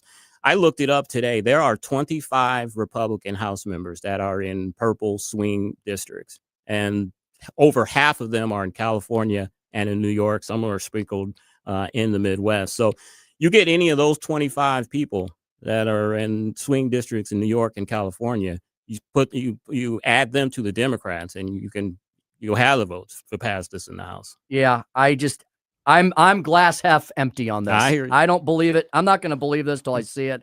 I don't see the math right now, but we'll see what comes out. Just remember, next year's an election year. Just keep that in the back. I know. Keep that in the back I know. of your But mind. at some point, like what Republicans, I was very impressed with what Republicans did during the shutdown. They said screw it to politics, and they stood on principle. And until we start standing on principle in this country, we're going to continue to go the route of the Euro socialist model. And people have got to start realizing that we got to make some major changes. So kudos to the Republicans for not giving up and giving out. The Democrats lost the shutdown. They lost everything. They got nothing except a promise to maybe have a vote on Obamacare. So we'll see what happens. Republicans say we'll have principles in a non-election year. Yeah, but see, I don't care. I think that's a silly response. I think you should always have principles. Otherwise, what the hell are you doing running for office? You know, it just makes me so upset sometimes that public policy seems. And here's the other problem: politics is the end of the road, as we often talk about. We have to start working on the things upstream, like the culture, and that's what Charlie Kirk was working on, and that's why he was assassinated. Charlie Kirk was, yes, a political figure, but also a cultural, theological figure who was changing hearts and minds, and that's why the left took him out. That's the most dangerous. That's the most dangerous to the left, is when you start changing hearts and minds in the culture. And one thing about politics is about pragmatism. If people want to be reelected, that's part of their identity. They know that you can't get everything that you want, so you got to find some type of middle ground. Yeah, well, on this though, on the shutdown, there was no middle ground. Republicans said we're not compromising. Yeah, and they didn't. They didn't. Well, they had the high road on this. Yeah, exactly. And that's why you should never instigate a shutdown. It never works. When Republicans do it, they get screwed. When Democrats do it, for once, they got screwed, which is amazing because the media tries to cover for them all the time. And the sad thing is that we may have another shutdown after January 30th. We might. Because that's how long this current resolution goes to January 30th. The Democrats have said that they would shut the government down again, which I think would be a monumental mistake for them. And they've lost some of their leverage. They extended the SNAP benefits to next September. So if there is a shutdown in January, the Democrats will even have less leverage because SNAP is good till next September. Then the only thing they need to fix in order to take out the total leverage the Democrats would have in these shutdowns would be to privatize the air traffic controllers. And one of the guys we've had on the show before, retired Lieutenant Colonel Darren Gaub, I saw him on Fox the other day. He was talking about that very subject, and it's something that comes up often. And you would have a better air traffic controller system. You'd have more people probably interested in doing it because you take the whole government morass out of it, and you can pay people more salaries. Democrats think that they will have leverage in January because by that time, people's insurance premiums will have gone up 100, 200%. People are going to be clamoring that I can't pay my health insurance. That's where they feel. Well, they're going up now. Yeah, they're going up now. November 1st is come and gone. But they end at the end of December. Right, the subsidies end in December. But the notices went out on November 1st. Right. But the insurance lapses at the end of the year. And they're going to say that this is our leverage. So you know what Republicans need to do? Blame it on the Democrats because they own Obamacare. And again, remember, the entire country is not on Obamacare. 23 million people out of 350. So let the Democrats fix the problem that they've created. 525, we're going to talk to Chris Salcedo about these controversial issues and more. He just got off of Newsmax. I just saw that he wrapped up his show a few minutes ago. So we'll catch him while he's hot at 525. It's the leftist's worst nightmare, a Latino population in the United States of America that is awake and not woke. The author of The Rise of the Liberty-Loving Latino, A New American Revolution. Chris will talk about that. And also, of course, the biggest and most major important headlines of the day. At 545, we're going to talk about your favorite cheeseburger and more. We got some information on that. Where is the best one around? They need to mortgage your home to pay for it. And then we will turn you over to Larry Connors USA, coming at you every evening, Monday through Friday, following the Tim Jones and Chris Arps show, 6:05 p.m. at News Talk STL. Without further ado, let's get to today's Speaker Stump Speech. Listen to me, listen to me. I'm very consistent. I'm a very stable genius. It's time for the Speaker's Stump Speech, sponsored by Hanson's Tree Service at hansonstree.com. Hat tip to our friends at Unleash Prosperity, the Committee to Unleash Prosperity. Their top headline item today in their hotline newsletter that they put out was be fruitful and multiply. Regular readers know that the Committee to Unleash Prosperity is very worried about the trend of a population implosion driven by declining birth rates. We've talked about that quite a bit on this program, and it is one of the top tier ticket items that is talked about in the country writ large. This is a bigger threat to our future than even the national debt.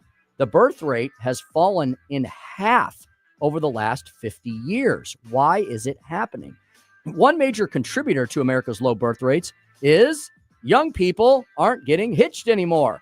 In 1960, the average male was 23 years old when first married. Now the median age has skyrocketed up to 30. For women, the median age of marriage has risen from 21 to 28. That means women have fewer years for childbirth. In 1950, roughly 2 of 3 women over the age of 18 had taken wedding vows versus slightly less than half of that today. 2024 was the first year in American history where less than half of women were married. The Economist noted this troubling trend as well. Among Americans aged 25 to 34, the proportion living without a spouse or partner has doubled in 5 decades. 50% for men, 41% for women. Since 2010, the share of people living alone has risen in 26 out of 30 rich countries. So it's not just a problem affecting the United States of America, it's affecting a greater part of most of Western civilization. What does all of this have to do with the economy? Nations with declining populations don't grow their economies. Kind of makes sense, right? You have less people, you have less workforce, you have less entrepreneurs, you have less prosperity. Love and marriage are also generally associated with happiness and productivity. A nation that lives alone and without children is a prescription for economic and social disaster. Hey, from my personal viewpoint, making a commitment like that, a lifelong one, getting married, settling down, trying to have a career, working several jobs, taking care of your home, maybe you got to take care of your parents as well. The idea of settling down, getting married, having children, it's daunting. I was there. I did it. It was terrifying.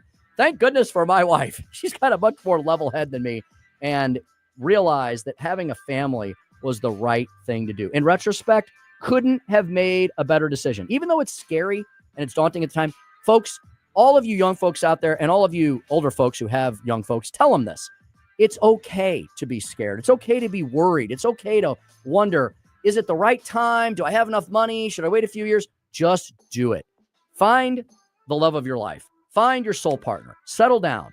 Of course, go forth with your careers, but then have kids. Be fruitful and multiply. Look, the first priority of the state, I always say this to the abortionists and those who want to end life at all points in time, especially in the womb. The state's number one interest should be what? Well, making sure that there's more people in the state, right? If the state did not have an interest in childbirth, in young people having kids, then eventually you take it out to its logical extremities, the state would fail to exist. The nation state would fall. There'd be no more people left. And so, yes, go forth, be fruitful, and multiply, as Elon Musk has often done. And that's the Speaker's stump speech for today. And that's in the Bible. It is. It is. It's right. And it's a big problem. It's a big problem. We've talked about it not only here, around the world. And the left is so good at making you believe the opposite's true. The left wants us to think that humans are bad, we're destroying the planet, and that we're tearing down all the rainforest. No, that's just the people at the COP summit that you were talking about. They actually raised half the rainforest in the area so they could put up a bunch of hotels for their stupid COP summit. The reality is we need to make sure that we perpetuate the human race and not end it. And we need to do that for Generation X, which we are, Tim. I mean, right now, for every Social Security retiree, it's like 2 people working for one. I mean, by the time you and I retire, maybe 1 or less. So we need people to be fruitful and multiply so they can pay into Social Security, and so it won't go belly up. You're right. I didn't even get into that. That's a huge math problem, right? Yeah. Because that's a whole other discussion that you brought up as well. That would be the subject of another discussion someday. But that is definitely part of it as well, and that's all part of us working together to keep the state alive. All right. We are now going to bring into the program, after a quick break here, Chris Salcedo, host of the aptly named Chris Salcedo Show on Newsmax, executive director of the Conservative Hispanic Society, author and daily spokesperson for freedom and liberty. He'll join Chris and I next here at 1019 94.1 News Talk STL. Like and subscribe to us on Rumble. News Talk STL. From the Michaels Flooring Outlet Weather Center. I'm First Alert 4 Chief Meteorologist Steve Templeton. A cool night, but the warming trend continues for the rest of the week. 39 is the low. That's our normal low. Mostly cloudy for Thursday. 66, though, for the high. So a nice mild day in the mid-60s. But even warmer on Friday. Some early clouds, then mostly sunny and a high of 75 degrees. What a way to end off the work week. That's the latest from the First Alert 4 Weather Center. I'm Chief Meteorologist Steve Templeton. Hey everyone, it's Todd Showalter with my buddy Joey V. Be sure to join me and Joey for the Right Mind Show, where we put the fun in our dysfunctional world. Saturdays at 5, right here at 1019 94.1 News Talk STL. Comprehensive Chiropractic and Sports Performance, the premier chiropractic and sports performance facility in the region. I have been a patient of theirs for nearly 2 decades. I was just there this week. It's why they keep me moving and grooving and keep everything all in order. Love Comprehensive Chiropractic. Doctors Fader and Benton and Gorman are absolutely fantastic. They have the studio, so they got all you need for basic and advanced chiropractic care. They also have the studio upstairs, the Health and Wellness Center. That's on the top floor. Beautiful space, huge skylights, really cool. Pilates and yoga classes, experienced certified instructors, small classes for personal attention, licensed massage therapists. And if you need like a whole home makeover, so to speak, for the body or for the temple that is your body, they've got personal trainers at Comprehensive Chiropractic as well. Not just for the rich and wealthy. This is for everybody. This is a program that is built around you, your busy schedule, and for everyone's budgetary needs. Comprehensive Chiropractic, your one-stop shop for everything that ails you. Trust me, I have been going there for decades. Trust them with my family members, my friends, my colleagues, my neighbors. Everybody loves the docs at Comprehensive Chiropractic and Sports Performance. They're at cchiropractic.com. Comprehensive Chiropractic at cchiropractic.com for all your comprehensive healthcare needs. Hey, it's Vic Porcelli here with our great friend Chris Cooper from Serenity Wealth Management. Hi, Chris. How are you, Vic? I don't want to put anybody else down, but that when you go up and visit you at Serenity Wealth, your place looks like home. So a lot of financial advisory offices, they have, the big mahogany desk or the big marble entryways and things like that. The stock market channel on the TV when you walk in the door, right? That doesn't really drive a good conversation. Good financial guidance and advice starts with a good conversation. People are nervous. People are afraid to talk about finances, right? And so you can see a little standoffish. Well, my objective is to try to have a good casual conversation. By having those conversations about life, goals, objectives, it's what makes me understand what our financials are supposed to fund. So if somebody does want to have a good conversation, how do they do that? How do they find you? Our website is the best way to do that because you can get all the information you need to understand where we are, get a little bit more information, all that. SerenityWealthNow.com. Reach out to Chris and Stacy today at SerenityWealthNow.com. Investment advice offered through Fortis Capital Advisors, LLC. I'm Missouri Attorney General Catherine Hanaway. Fraud and scams can strike anyone. My office works to ensure that Missouri is free from deception and unfair practices. Last year, we handled over 65,000 consumer complaints and returned more than $400 million to Missourians. If you've been a victim of fraud, call 800-392-8222 or visit ago.mo.gov. Paid for by the Missouri Attorney General's Office. This hour of Jones and Arps is brought to you by Stifel. Contact your Stifel financial advisor at stifel.com. That's STIFEL.com.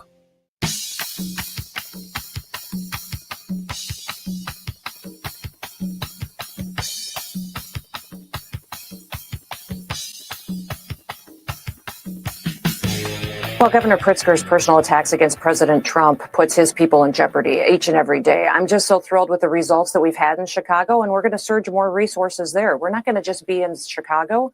We're spreading out to other cities and continuing to do our work. I won't talk about specific operations, but we're not going to give him any relief from his political rhetoric. We're going to be in there defending these families. The significant difference that we've made in public safety in Chicago is something that we need more in many more cities. So I'm so thankful for Border Patrol, thankful for ICE that they get up every single day and they go into these dangerous situations and they protect people, put their lives on the line. Lawrence, I don't know if you've heard the statistic, but they've had an 8,000% increase in death threats against them.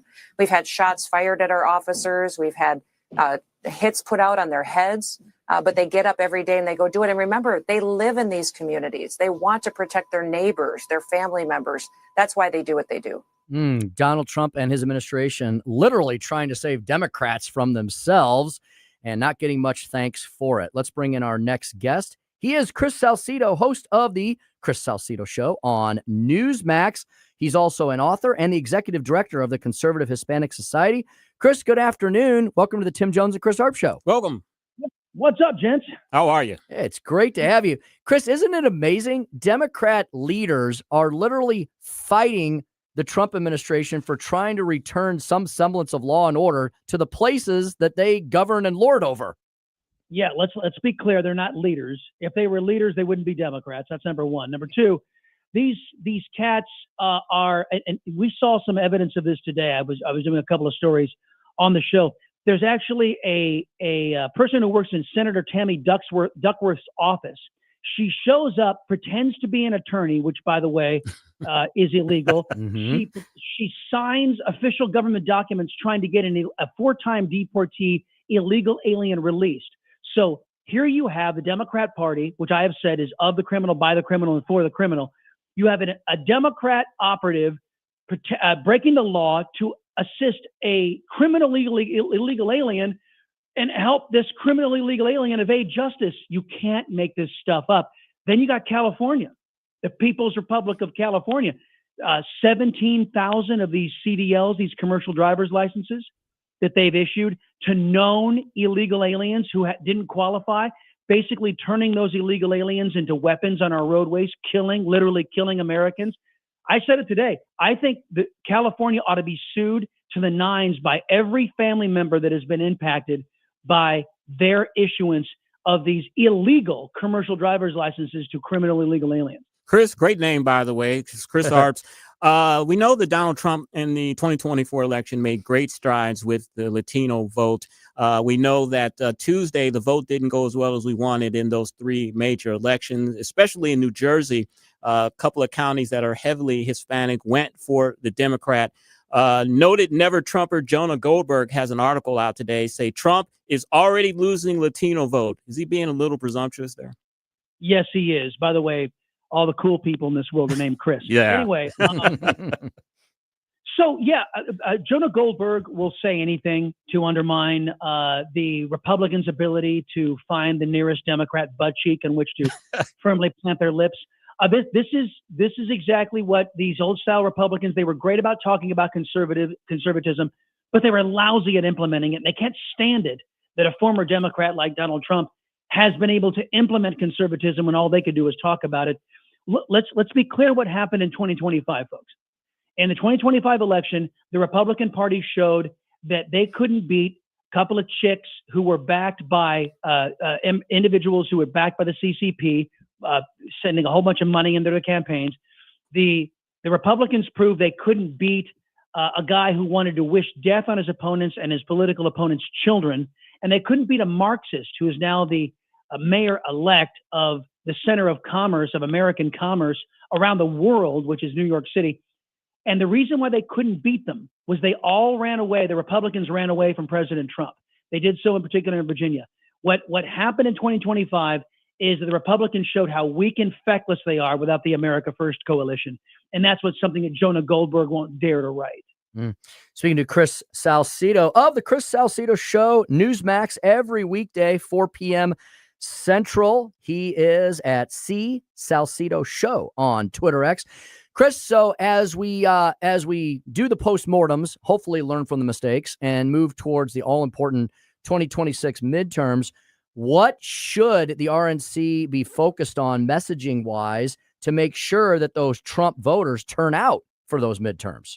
Well, I mean, the Trump voters and those Latinos, they won, and we write about it extensively in The Rise of the Liberty-Loving Latino, A New American Revolution. Guys, what happened in the 2024 election was the greatest political revolution to happen since the formation of the Republican Party. You had a majority of Latino males for the first time supporting the Republican candidate. Never happened. You had a record number of Latinos writ large supporting the Republican candidate, America First. Do you know why? Because President Trump was common sense, and the Democrats are back guano crazy, right? So all we're seeing now from the mainstream Republicans like Jonah Goldberg and Bill Kristol and the rest is they're trying to convince Republicans, hey, you got to go back to the surrender caucus. You got to go back to the way it used to be. And I'll tell you what, the Democrats went nuts, have gone nuts. They told us that little Susie can be little Johnny and little Johnny can be little Susie. They told us that men can have babies. They said, hey, all you Latinos, the best woman for a job is a man. And that's why we got to have men in women's sports. Oh, and by the way, your beautiful Spanish language, we can't have you assigning feminine and masculine because those of you who have ever taken first-year Spanish know that certain words in the Spanish language, some are male, some are female, right? Well, no. Here come the Democrats. That's politically inconvenient for us. So we're going to have to ask you to call yourselves Latinx, to which we said, what? No, we won't be doing that. Republican, Democrat, liberal, conservative Latinos rejected that by a 90% margin. We write about it extensively. And so here's my whole point. The whole point is this. If you go into the 2026 elections and you are reverting back to the surrender caucus in the Democrat Party, then it's over. It's over. And 2025 proved that. The reason why everybody was open in the Latino community for voting for President Trump, the majority of males, was because of those cultural doors that were open because the Democrats went back guano crazy, right? And Trump had something to say. He had a pro-America, common sense, pro-rule of law agenda. The Republican Party doesn't have that without the America First coalition. That's why the Republican Party is basically dumbing themselves down to play to the Democrats' level. And as long as the America First coalition is in charge of the Republican Party, it'll be a glorious future for the party and for America. But if they go back to their surrender caucus ways, guys, it's going to be a blue wave. Chris, the Tucker Carlson, Nick Fuentes Heritage Foundation controversy has died down some. And I know you can't speak for all Latinos as well as I can't speak for all African Americans. But Nick Fuentes, I don't understand how a guy who has a Spanish last name, his father is Mexican American, can be a neo-Nazi and a white supremacist. Can you explain that to me as best as you can? Yeah, how do you explain crazy? How do you explain nuts? I mean, seriously, how does Barack Hussein Obama get elected president? Seriously. Guys, look, Nick Fuentes, the idea that Nick Fuentes is of the right, that's just insane. I know of no conservative who espouses what this guy espouses. Nothing. And I think this is what's going on. You saw the Wall Street Journal write this up, guys, right? And who runs the Wall Street Journal? Basically Karl Rove, right? It's the Karl Rove, the Surrender Caucus, George W. Bush crowd. And they want to demonize anything Trump. Now that Trump, quote unquote, is the titular head of the Republican Party, they want to say, well, look at all this anti-Semitism on the right. Nobody has ever said, and on the conservative side, that Nick Fuentes speaks for me. I don't know of anybody. So this is just these moderates' attempt to basically say, hey, America first. This is what they said. They said America first is just like Nick Fuentes, which is absolute BS. And they're taking this is what these moderate Republicans do. We're taking the eye off the real home of anti-Semitism. Alan Dershowitz fled the Democrat Party. He's a lifelong Democrat. And because of their Jew hatred, he left the Democrat Party. That's where the home of hate is. And anybody like the Wall Street Journal or somebody saying that Nick Fuentes is, quote unquote, of the right, they're just trying to provide cover for leftists. Chris Salcedo of the Chris Salcedo Show, author of The Rise of the Liberty-Loving Latino, A New American Revolution. Chris, Latino voters are small c conservative by their very nature, aren't they? Especially when it comes to family and issues of theology and entrepreneurship as well, aren't they? Yeah, that's why the Latino community is such a great fit with America. The work ethic, the American work ethic is the Latino work ethic that was imported here. The love of God, the love of freedom. Look, let's all be frank. The reason why so many Latinos fled to America was because they were escaping countries where the Democrats had already taken over, right? I mean, they left where Democrats had, people of their ideology had already passed socialized medicine, already passed complete government control, and there was no freedom, there was no prosperity, there was no joy in any of these countries. So they left and they came to the last bastion of freedom of mankind on earth, that the United States of America. And a lot of those Latinos saw in the Democrat Socialist Party exactly what their ancestors had fled. And that's why you're seeing, and don't get me wrong, and maybe, Chris, you could back me up on this. There's a great Black awakening happening too. I mean, it's happening right now. My buddy Kevin Jackson of the Black Sphere, a lot of others are noted. Bo Snerdley, formerly of the Rush Limbaugh Show, who, by the way, wrote a blurb for the book. Yeah.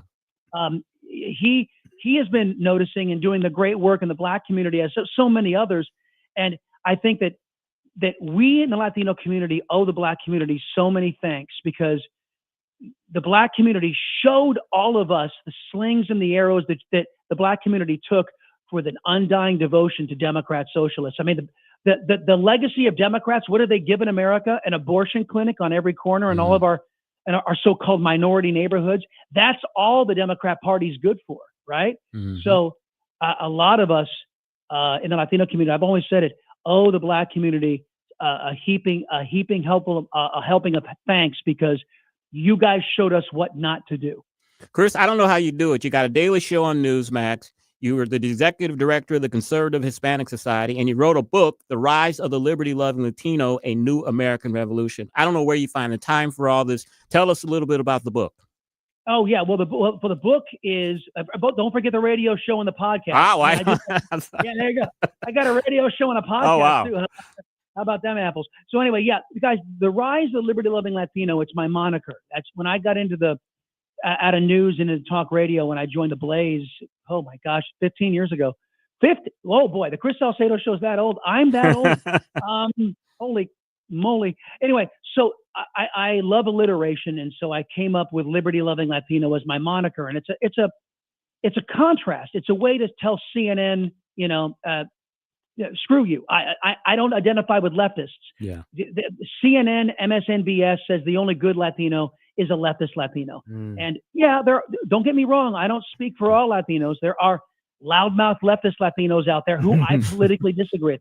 Alexandria Ocasio-Cortez is one of them. She's, again, back guano crazy, and she and I don't see eye to eye. My whole reason for being was to show that there's a debate in the Latino community that is reflective of the American debate writ large. Just because you happen to be of brown skin color doesn't mean you're a leftist. Doesn't mean you support illegal immigration. Doesn't mean you want government in your health care. It doesn't mean any of that. So basically, we used my interview with President Trump before the election as kind of a jumping off point to basically show why Latinos flock to President Trump. We lay it all out, not only the history, but also moving forward, the template moving forward to how we can continue to keep America recovering from our experimentation with leftists. Chris, thanks. So I got a quick follow-up for you, Chris. I'm sorry. Yeah. In the Black community, if you are a conservative, the Black liberals call you a complete sellout. We are the only ethnic group that does that. You don't see Jewish liberals calling Jewish conservatives sellouts. You don't see that in the Latino community. Why is that? Whoa, wait a minute.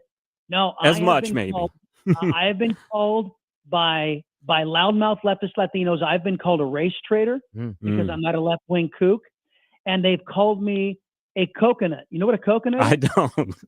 Just something I put in my drink. I don't know. Brown on the outside. Okay. White on the inside. So like an Oreo. Jeez. Yeah, the Black equivalent is Oreo. That's right. As if liberty, prosperity, and freedom are somehow, quote, white concepts. So they say that if you believe in those, then you're somehow white. Who's the real racist? Well, we can ask Kamala Harris. She knows all about coconut trees, doesn't she? Exactly. Chris, it was a pleasure having you on, and we'd love to have you back again soon sometime. Thanks for joining us this afternoon. Thanks, Chris. Gentlemen, you call, I'll be here. Thanks for the help. All right. Thank you. Fantastic. That was Chris Great Salcedo. guy. Yeah, a lot of fun. The Chris Salcedo Show on Newsmax. and the author of The Rise of the Liberty-Loving Latino, A New American Revolution, and apparently a bazillion other things that he does as podcast, well. radio show, author, and he literally just got off the air about a half hour prior to talking to us. And he sounded like he was fresh as a daisy. He So, did. woo, He did. We need to have whatever he puts in his coffee. That is true indeed. Hey, 5:45 in the PM, one jam-packed segment left. We're going to learn all about cheeseburger, and where you can apparently get the most expensive one in the land. And then we'll hand you off to Larry Connors, USA. All of that is straight ahead on your number one station for live and local conservative talk, 101.9, 94.1 News Talk, STL. Tim Jones and Chris Arps in the afternoon. From the Michaels Flooring Outlet Weather Center. I'm First Alert 4 Chief Meteorologist Steve Templeton. A cool night, but the warming trend continues for the rest of the week. 39's the low. That's our normal low. Mostly cloudy for Thursday. 66, though, for the high. So a nice mild day in the mid-60s. But even warmer on Friday. Some early clouds, then mostly sunny and a high of 75 degrees. What a way to end off the work week. That's the latest from the First Alert 4 Weather Center. I'm Chief Meteorologist Steve Templeton. News, analysis, opinion. Don't always agree, but in love listening to your radio station. This is tyrannical stuff they're doing. Elections have consequences. This is 101.9 and 94.1 News Talk STL. Hey, are you looking for a great dentist for yourself or maybe for your family? Well, let me tell you about my experience with the Dental Link in Baldwin. Dr. Link and his team, they're true pioneers in modern dental implant dentistry. I went through the mental dental implant process myself, and I can tell you firsthand, it was less invasive, less painful, and the recovery time was so much quicker than I ever expected. I'm a person that hates pain, so trust me there. I'm not the only one in my family who trusts Dr. Link. My wife, even my father-in-law are patients too, which tells you how much confidence we have in the Dental Link. If you're missing a tooth or struggling with loose dentures, many dental implants may be the solution you've been waiting for. And here's the best part. They cost much less than traditional implants. The Dental Link is a state-of-the-art facility right on Manchester Road there in Baldwin, offering everything from cosmetic dentistry to implants. Take it from me and my family. If you want your smile back with confidence, call the Dental Link today at 314-794-6464 or visit dentallink.com. Tony Colombo here for Gutter Pros and Exteriors, your all-in-one service team that brings years of experience and quality that's affordable right to your doorstep. Christine and I discovered Gutter Pros and Exteriors when we bought our home and inherited a gutter problem. And they've also repaired siding damage on our home because along with gutter repair, gutter installation, and leaf protection, the Gutter Pros team are also the best for repairing other exterior damage, including fascia, soffit, and all siding repair and installation. Learn about all the ways Gutter Pros and Exteriors can help your home or business right now at gutterpros.com. Right now, 1 in 4 women in America will have an abortion before age 45. But together, we can save lives. Mike Ferguson from The Morning Show here. Reach Reproductive Health is here to equip parents in crisis situations to choose life. And Reach also empowers them to be parents and to come to Christ. Be a part of it this holiday season. Visit outreachforlife.org to learn more and to support this life-saving work. That's outreachforlife.org. License number E2014A. Hey, it's good to see you. Dad, that's what Grandpa Rip always said. That's right. 50 years ago, Grandpa started Grasser. And whenever a customer called, he'd smile and say, "Hey, it's good to see you." Hey, it's good to see you. It was his way of treating people like neighbors, not numbers. That's why we still say it today. Green is always Grasser at GrasserHomeservices.com. Hey, it's good to see you.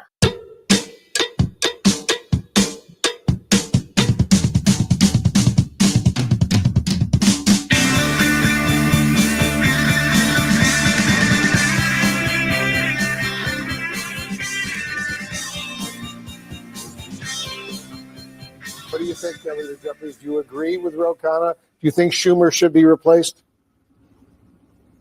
Leader Schumer did not bless this agreement. He voted against it. And of course, Senate Democrats who voted no have made that clear. And what we've seen from Senate Democrats over the last 7 weeks has been part of a valiant fight that we have waged together.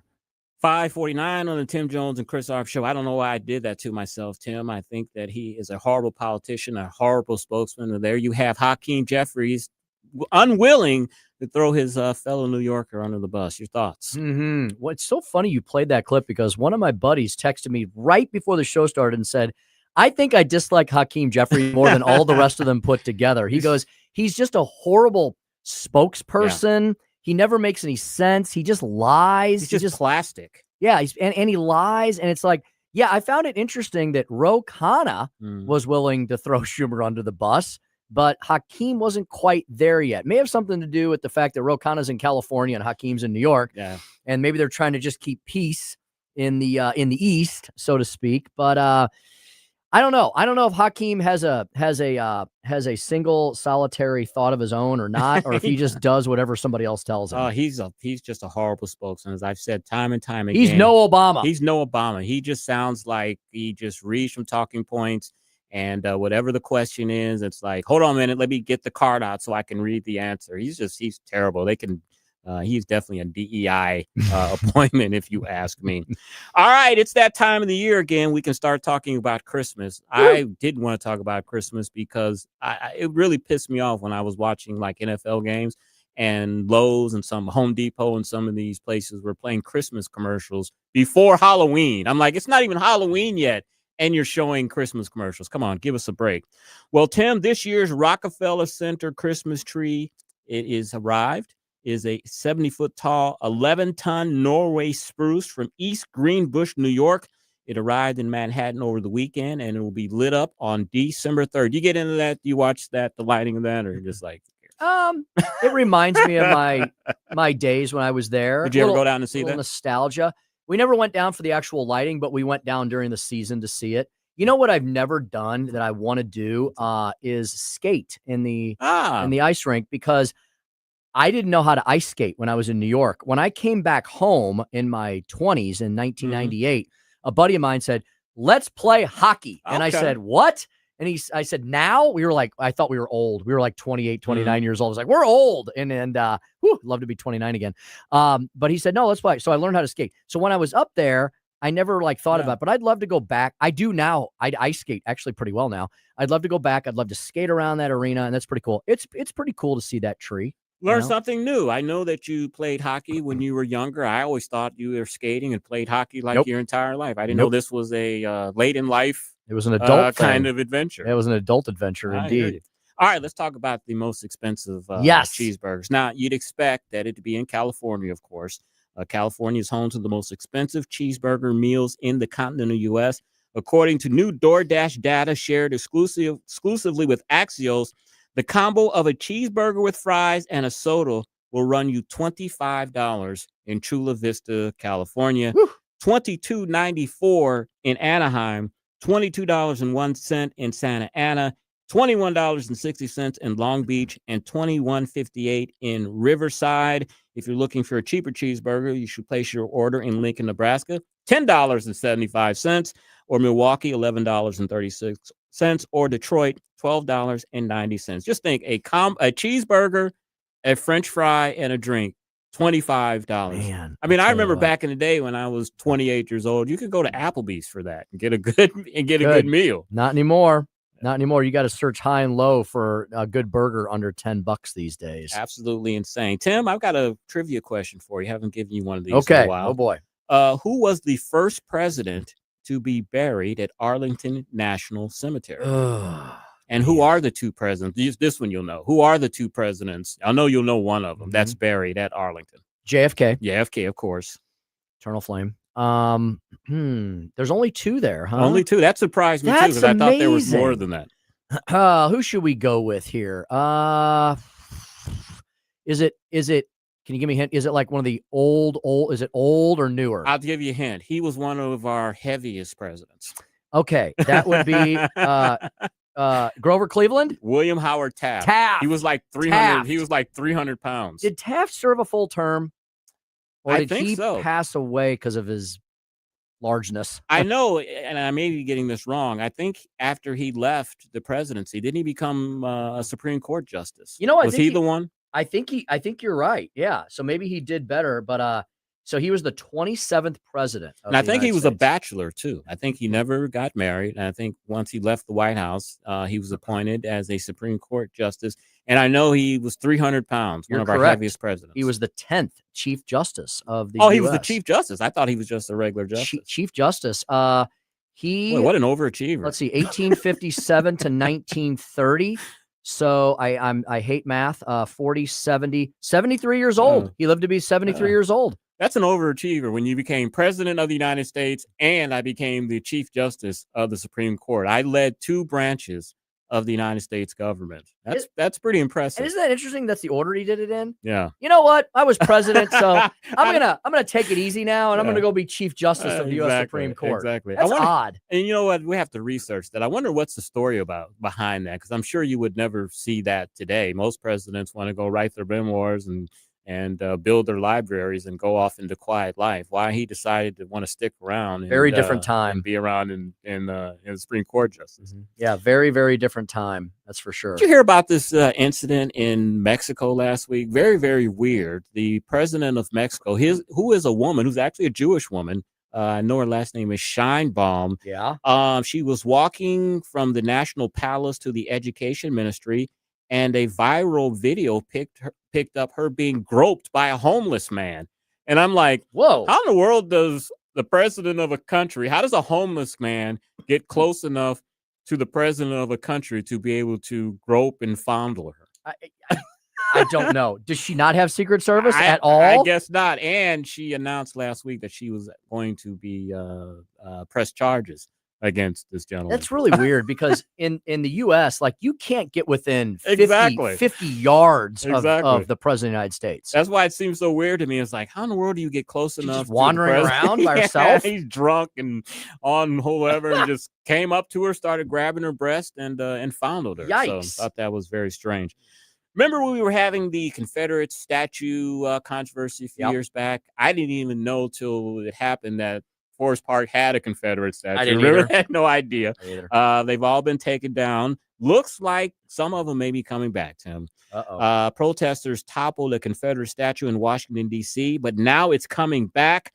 A Confederate statue in D.C. that was toppled, graffitied, and set alight 5 years ago is being repaired and returned to its perch. The National Park Service announced a couple of weeks ago the statue of Albert Pike, a Confederate Army brigadier general whose wartime career lasted less than 2 years, is scheduled to be back on its plinth, is that right? I never heard that word before. Plinth, about a mile east of the White House in October.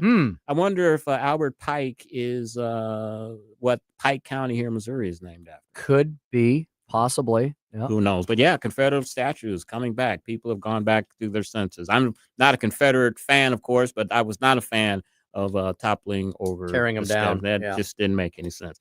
All right, great show today, Ethan. Thank you, my friend. Thank you, Ethan. You did a great job for standing in for Joey. Joey, hopefully, will be back tomorrow. Up next, Larry Connors, USA. You have been listening to the Tim Jones and Chris Arps show on 1019 94.1 News Talk STL. Drive safe and have a great evening. Report cards are a good way to show how well your kids are doing in class and where they might need improvement.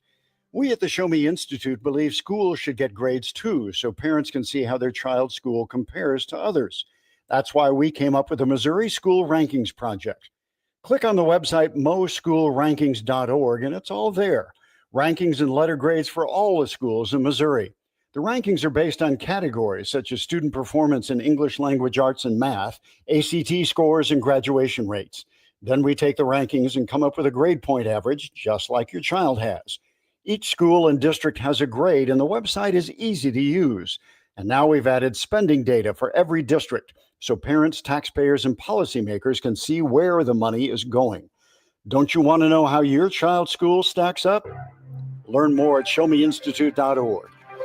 The Show Me Minute has been brought to you by Show Me Institute and Show Me Opportunity. Hi, I'm Mark Sutherland, founder of Stone Ledge Distillery, and I'd like to give you a bottle of Stolock whiskey or Inversion vodka.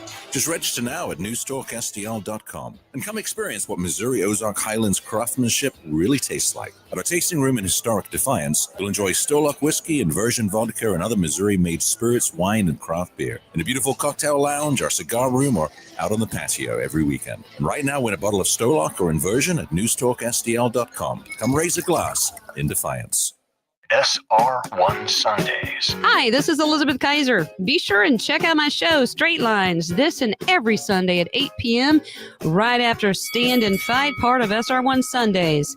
Let's meet right here and let's peel back some layers of this crazy world, and you might be surprised at what we find. Straight Lines with Elizabeth Kaiser on SR1 Sundays at 8 p.m., right here on 1019 94.1 News Talk STL. Straight Lines with Elizabeth Kaiser on News Talk STL. KLGY HD3 Clayton, K270BW Belfast, KNBS Bowling Green. This is News Talk STL at 1019 94.1 and always streaming at newstalkstl.com. Keith Peters in Washington.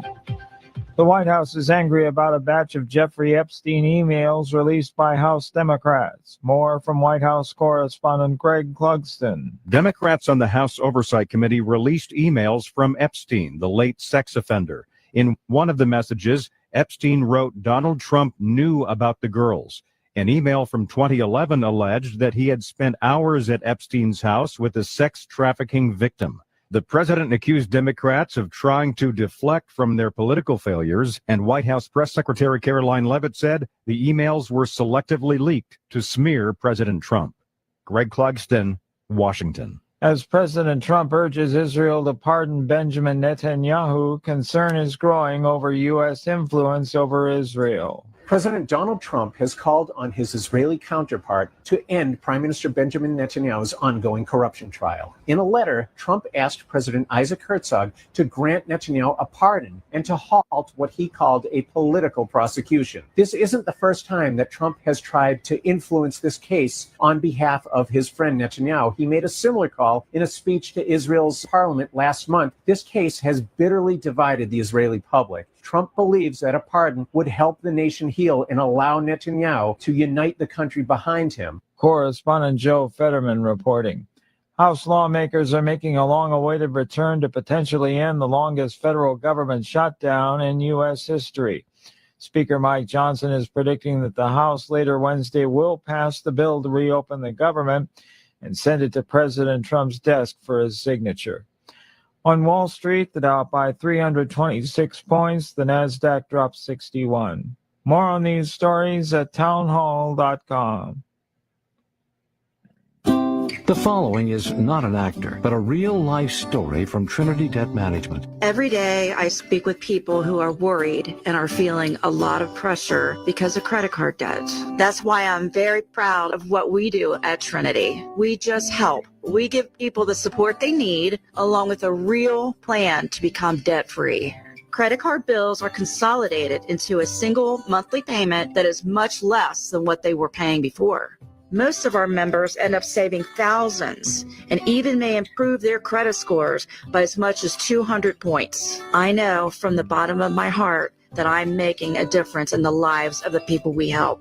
It just makes me really happy. If credit card debt has you down, call Trinity at 1-800-990-6976. My name is Julie, and I'm a Trinity counselor. Call me and become debt-free for keeps. 1-800-990-6976. MSNBC enters the Hall of Retired Corporate. This hour of News Talk STL brought to you by Chris Cooper and Serenity Wealth Management. Discover little-known strategies that could be the difference between choosing the care you deserve or having someone else decide it for you. Get a free copy of Chris's book at serenityltc.com. From the Michaels Flooring Outlet Weather Center. I'm First Alert 4 Chief Meteorologist Steve Templeton. A cool night, but the warming trend continues for the rest of the week. 39 is the low. That's our normal low. Mostly cloudy for Thursday. 66, though, for the high. So a nice mild day in the mid-60s. But even warmer on Friday. Some early clouds, then mostly sunny and a high of 75 degrees. What a way to end off the work week. That's the latest from the First Alert 4 Weather Center. I'm Chief Meteorologist Steve Templeton. Stand by for Larry Connors USA. Larry Connors USA. Next on News Talk STL. In all these years that Wellington Environmental has been my sponsor, I've never mentioned their